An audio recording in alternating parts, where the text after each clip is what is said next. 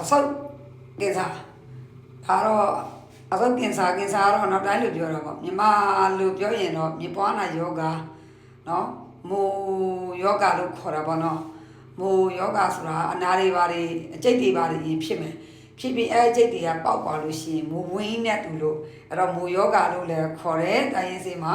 ပြီးတော့မြေပွားနာလို့လည်းခေါ်တယ်ကင်ဆာကတော့ဒီအနောက်တိုင်းစကားနေတော့ကင်ဆာလို့တုံးတယ်အဲ့တော့အဆုတ်မှာနော်အနာအဆုတ်မှာအပေါက်ကြီးဖြစ်ပြီးတော့ကင်ဆာဖြစ်တယ်ပေါ့ဆိုပါစို့အဲ့တော့အဲ့လိုယောဂမဖြစ်ခင်လူတွေကကိုစမ်းသပ်ကြည့်ရမယ်အဲ့တော့လက္ခဏာတွေပြတယ်ဘယ်လိုပြလဲဆိုတော့အဆုတ်ကင်ဆာဖြစ်ပြီးဆိုရင်ရင်ဘတ်နဲ့ကြော်နဲ့ညက်ပြီးတော့အောင်တယ်အတက်ရှူမဝရတာတွေဖြစ်တယ်မောတယ်ဘာသာဟာရမဖြစ်ဘူးလူကတဖြည်းဖြည်းကိုယ်လေးချိန်ကြီးကြာလာတယ်ပိန်လာတယ်တော့ချောင်းတွေဆိုးတယ်အသက်ရှူမဝါတာတွေဖြစ်တယ်အကျော်တွေတက်တယ်နော်တခါတလေအိတ်နေရင်လည်းခြေထောက်တွေလက်တွေကစကနေတွန့်သွားတာမျိုးတွေဖြစ်တယ်နော်လက်ကနေလန့်တတာတွေဖြစ်တယ်ဒါတွေကဒီကင်ဆာမဖြစ်ခင်အစပြုတဲ့ဒါလက္ခဏာတွေဖြစ်တယ်နော်ခဏတော့ဖြစ်နေတဲ့လက္ခဏာကတော့ဒီကြောနဲ့ရင်ဘတ်နဲ့ညက်ပြီးတော့အောင်နဲ့တက်ရှူမဝတယ်ချောင်းဆိုးတယ်တချို့ချောင်းဆိုးတွေးပါတယ်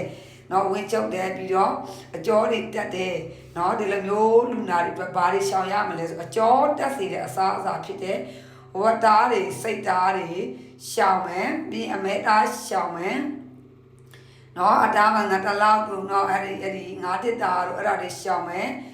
မိုးတို့ရွှေဖယုံဒီတို့ရုံးပရိဒီတို့နော်မြစ်တို့နော်စားတဲ့ဖြစ်အဲ့ဒါရှောင်မယ်မမတဲ့အောင်ပဲအမျိုးနှုတ်အမျိုးငါပြောဒီအမျိုးရှောင်ကျင်ပေးမယ်အစုပ်ဒီညော်နဲ့ဓာတ်ရိုက်ထိတွေ့လို့မရတဲ့ကြောင့်မို့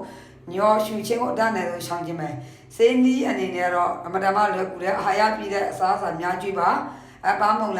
လာဒီအစုပ်ပုံတဲ့ရှိသည်အစုပ်အတွက်အားကောင်းသည်အဲ့တော့ဒီအစုပ်ကင်ဆာနဲ့ပတ်သက်ပြီးပွားနာနဲ့ပတ်သက်ပြီးတော့တင်မောအဖို့အပွင့်ဒါမှမဟုတ်အရွက်ကလေးတွေရအောင်ရှာတင်မောအဖို့ရွက်မနက်တရွက်နေ့တရွက်ညတရွက်ထောင်းပြီးတော့တိုက်မယ်ဟာရပြေးသွားစေတဲ့အစားအစာလေးတွေကိုစားပြီးမယ်ခဏအကျော်တက်စီမယ်အစားအစာတော့မစားပါနဲ့အဲ့တော့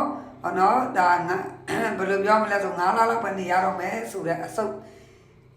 ကင်ဆာဝေဒနာတဲ့နှစ်ဦးနဲ့ပြေဆုံခဲ့ပြီးပြီသူတို့ဒီနော်ညွှန်းပေးခဲ့တဲ့တင်မောအဖို့ရက်ကိုမနက်တရနေ့တရညတရတောက်ရင်နဲ့3လပြည့်တဲ့အခါမှာအစုပ်မြပွားနာယောဂလုံးဝဤပြစ်တယ်လို့ပျောက်ကင်ခဲ့တယ်ဆိုတဲ့ဟာတွေရှိပါတယ်ရင်တော့တင်ခဲ့တဲ့အကောင့်ထဲမှာအားလုံးပဲကြမ်းမှချမ်းသာကြပါစေ